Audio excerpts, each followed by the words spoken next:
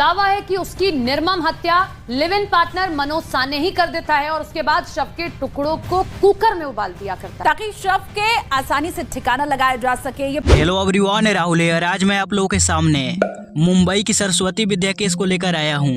ये घटना है 7 जून 2023 की महाराष्ट्र थाने के भयंदर क्षेत्र में बनी बहुमंजिला इमारत गीता आकाश द्वीप की 7वीं मंजिल पे स्थित एक फ्लैट J704 कमरे के पास रहने वाले आसपास की पड़ोसी असहनीय बदबू उनके लिए काफी ज्यादा मुश्किल हो रही थी। जब बदबू और भी ज्यादा हो गया, वहाँ रहने के लायक अब जगह नहीं रहा था, तो ये लोग पुलिस में कंप्लेन करना ही सही समझे। अब पुलिस जल्दी से इस फ्लैट पे आई और कमरे का दरवाजा खोलकर अंदर गए तो वहाँ की वाकया को देखकर पुलिस के रोंगटे खड़े हो गए, उनके होश उड़ गए, क्योंकि घर में एक महिला की 100 के टुकड़े पड़े थे। कुछ टुकड़े खून के साथ बाल्टियों में थे तो वहीं कुछ टुकड़े कुकर में रखकर उबाला गया था।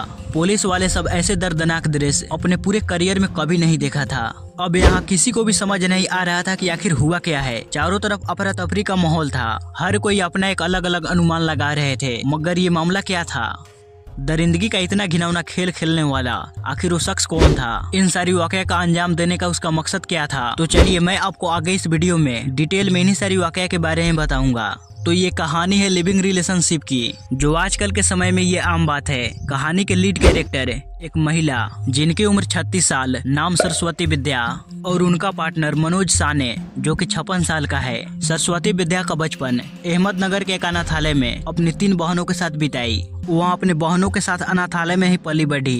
18 वर्ष के होने के बाद सरस्वती अपने एक दूर के रिश्तेदार के यहाँ रहने के लिए चली गई। सरस्वती विद्या ने SSC परीक्षा के एग्जाम में असफल होने के बाद अपनी पढ़ाई छोड़ दी। वहीं मनोज साने एक पढ़ा लिखा आदमी था। अनाथ होने के बावजूद भी उसने बिजनेस के बारे में पढ़ाई की थी, मगर उसके पास क्वालिफिकेशन होने के बावजूद भी उसे कोई अच्छा काम नहीं मिला। वह बावही में एक राशन के दुकान पे काम किया करता था। परिवार के नाम पे उसके साथ कोई नहीं था।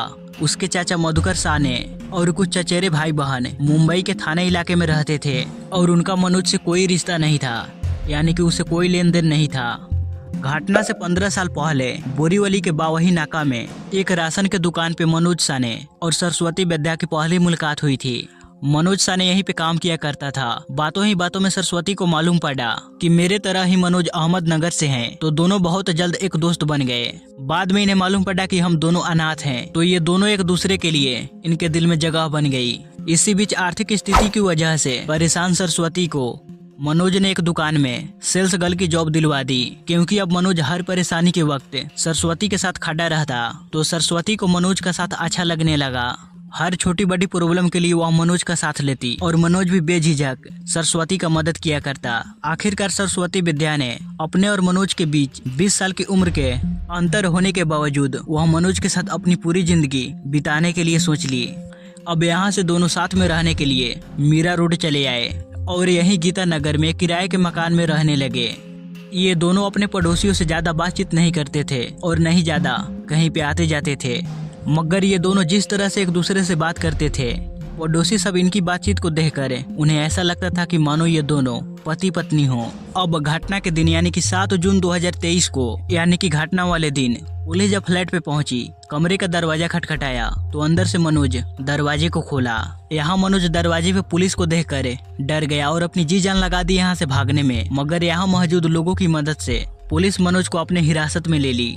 सरस्वती की हत्या के बारे में जानने के बाद पुलिस ने जब मनोज को गिरफ्तार किया तो उसके चेहरे पर किसी भी चीज का ना ही डर था और ना ही गम। 56 साल के मनोज साने के द्वारा दिए गए बयान के मुताबिक उसने पुलिस को बताया कि मैं मनोज साने पिछले काफी सालों से मैं इस फ्लैट के अंदर रह रहा हूँ। सब कुछ सही चल रहा था। सरस्वती अपनी 10वीं क्लास की SSC एग्जाम की तैयारी के बारे में बात कर रही थी, तो मैं उसे 10वीं क्लास की मैथ पढ़ाया करता था। पुलिस को कमरे से एक बोर्ड भी बरामद हुई। उस बोर्ड के ऊपर 10वीं क्लास के कुछ क्वेश्चन लिखे हुए थे। उसने बताया कि सरस्वती विद्या मेरे लिए एक बेटी की तरह थी।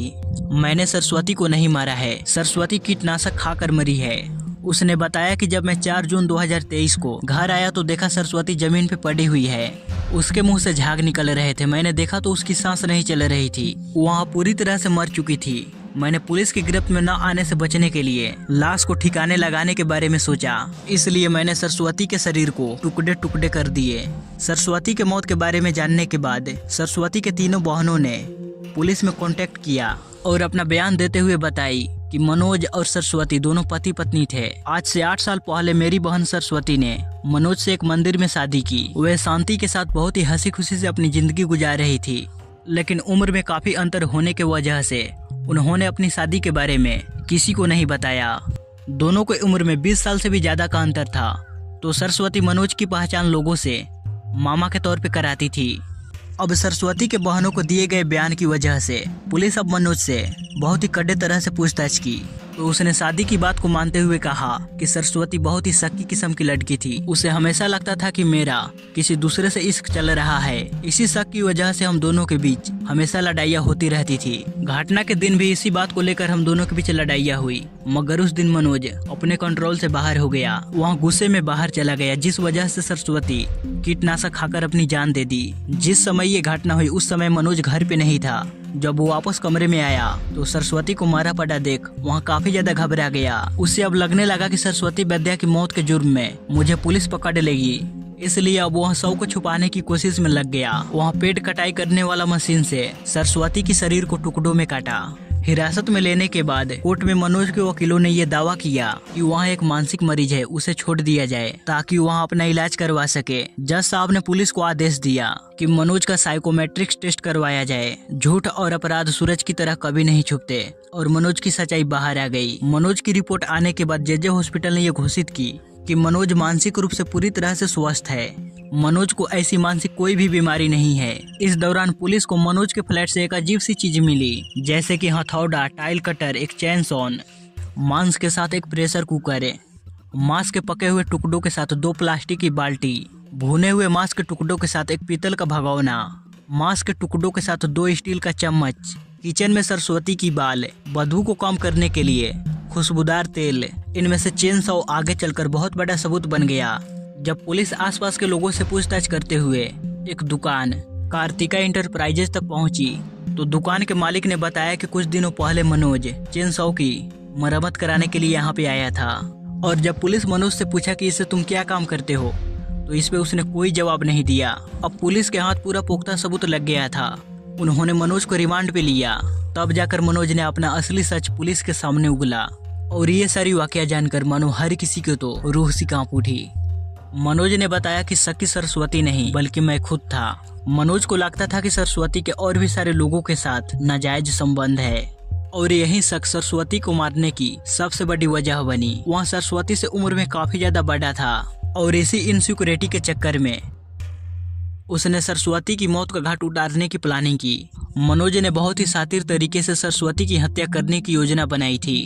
जब पुलिस मनोज के फोन के गूगल हिस्ट्री को चेक किया तो मालूम पड़ा कि हत्या से पहले उसने यानी कि 28 और 29 मई को गूगल में घातक कीटनाशकों की खोज की थी और साथ ही साथ ये भी सर्च किया था कि किसी शव को गलाने में कितना समय लगता है, शव को टुकड़ों में कैसे काटा जा सकता है, उसे कैसे ठिकाने लगाया जा सकता है। गूगल के सर्च के मुताबिक उसने पहले ठिकाने लगाने के हथियार को इकट्ठा किया। उसने 1000 की टाइल कटिंग मशीन और 4000 की 200 वोल्ट वाली इलेक्ट्रिक चेन सॉ खरीदी। फिर उसने किया छाछ और कीटनाशक का इस्तेमाल। फिर उसने शव की बदबू को रोकने के लिए नीलगिरी तेल की 5 बोतलें भी खरीदी। घटना के दिन सरस्वती के साथ उसका काफी ज्यादा झगड़ा हुआ और झगड़े के बाद उसने वही कीटनाशक सरस्वती को जहाज में मिलाकर दे दिया और सरस्वती को जमीन पे तड़पता हुआ छोड़कर मनोज घर से बाहर चला गया। कुछ देर के बाद मनोज जब वापस आया तो सरस्वती के मुंह से झाग बाहर निकल रहा था। वह मर चुकी थी, जिसके बाद मनोज ने दरिंदगी की सारे हदें पार कर दी। उसने सरस्वती की शव को इलेक्ट्रिक आरी से पहले 20 टुकड़ों में काटा। अब शरीर से काफी ज्यादा खून बह रहा था तो खून भरे टुकड़ों को उसने बाल्टी में रखा ताकि खून बाल्टी में ही रहे। इतना कुछ करने के बावजूद भी मनोज की दरिंदगी शांत नहीं हुई। उसने कटे हुए टुकड़ों को इतना छोटा छोटा पीस में काटा कि उसे कुकर में रखकर उबाला जा सके और फिर कुछ टुकड़ों को कुकर में उबाला और कुछ को तो गैस पे रोस्ट भी किया और फिर बाद में उन टुकड़ों को उसने कुत्तों को खिला दिया। पुलिस कार्तिका इंटरप्राइजेज के मालिक, जहाज बेचने वाले और कीटनाशक बेचने वाले जिससे मनोज ने कत्ल में इस्तेमाल किया था, उनके बयान भी दर्ज किए गए। अब इन सब सवालों के आधार पर पुलिस ने अपना पक्ष रखा। अदालत ने मनोज को दफा 302 के तहत मुजरिम करार देते हुए जेल भेज दिया। रिपोर्ट्स के मुताबिक अभी भी ये मुकदमा कोर्ट में चल रहा है। मनोज के वकीलों ने इस मामला में नया मोड़ लाने के लिए एक और कोशिश की है। उसने इस बार ये कहा कि मनोज का HRV पॉजिटिव टेस्ट किया गया था और ये 2008 में किया गया था और उसके बाद से लेकर अब तक मनोज के सरस्वती के साथ कोई संबंध ही नहीं था। पुलिस ने 1200 पेज की चार्जशीट और 68 विटनेस का ब्यूरो कोर्ट में दर्ज करवाए हैं और उन्हें पूरा यकीन, भरोसा, यहाँ तक कि विश्वास है कि सरस्वती को इंसाफ जरूर मिलेगा। ये घटना हम लोगों को सोचने पे मजबूर कर देती है कि हम जिस इंसान के साथ अपनी पूरी जिंदगी गुजारने की कस्में खा लेते हैं, क्या वो एक समय पे ऐसा हैवान भी बन सकता है, और वो भी किसी और के साथ नहीं, उसी के साथ जो उसे प्यार करती है। हम लोग ऊपर वाले से हाथ जोड़कर प्रार्थना करते हैं कि वो सरस्वती की आत्मा को शांति दे और फिर ऐसी मौत किसी को भी न मिले। गाइस, इस पूरी वीडियो पे आप लोगों की क्या राय है, कमेंट बॉक्स में बताना ना भूले। अगर आपको हमारी ये मेहनत पसंद आई हो तो इस वीडियो को लाइक करते हुए शेयर जरूर करना यार। मिलते हैं अगली किसी और वीडियो में।